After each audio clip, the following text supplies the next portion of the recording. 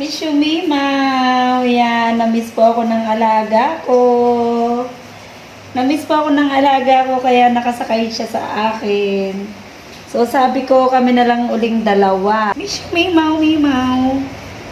Mimaw. Harap ka sa camera. Look at the cam. Bilis. Look at the cam. Meow. Hi ka. Say hi. Say hi, Mimaw. Ayan o, naabot niya po. Say hi, Mimaw. So, si Mimaw po ay paligo na and putol na rin po yung kanyang kuko. So, yan. Putol na po ang kuko ni Mimaw. So, sobrang malambing po itong pusang ito. Miss you, Mimaw.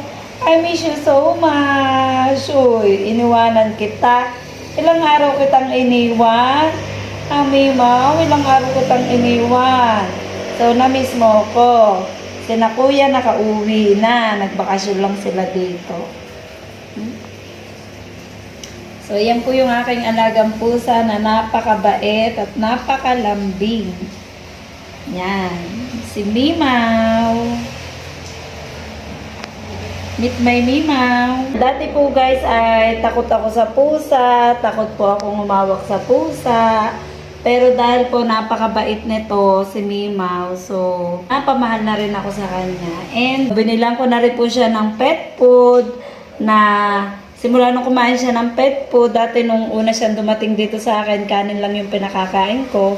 And then nung nakatikim na siya ng pet food, ayaw niyang kumain ng kanin. Juicy na siya.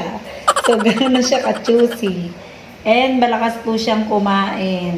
Yan. Sabi nga po, yung blessing is magbigay sa creation na ginawa niya. Napakabait po niya si Mimaw. Siya yung para siyang tao. Kapag may nararamdaman ako, sasabihin ko sa kanya.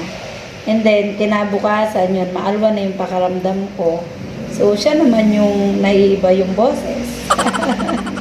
So, yan. Ganyan po kabait yan. Nagpapa-baby. Nya lang, umuwi ng aking mga bunso, umuwi na ng aking mga anak. Kaya, wala na siyang kalaro. Ayan, ayan.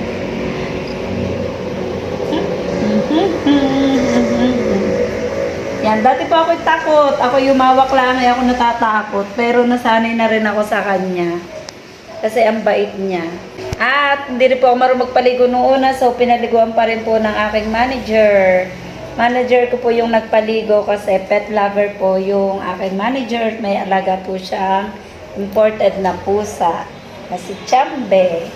Ito po ay meron kanyang sariling dumihan. Binilan ko rin po ito ng sarili niyang dumihan ng glitter sun. Yan. Binilan ko po siya noon para hindi siya kung saan-saan umiihi at hindi siya kung saan-saan dumudumi. So, meron po siyang dumihan at meron din siyang taihan. Ayan. Napakabait talaga.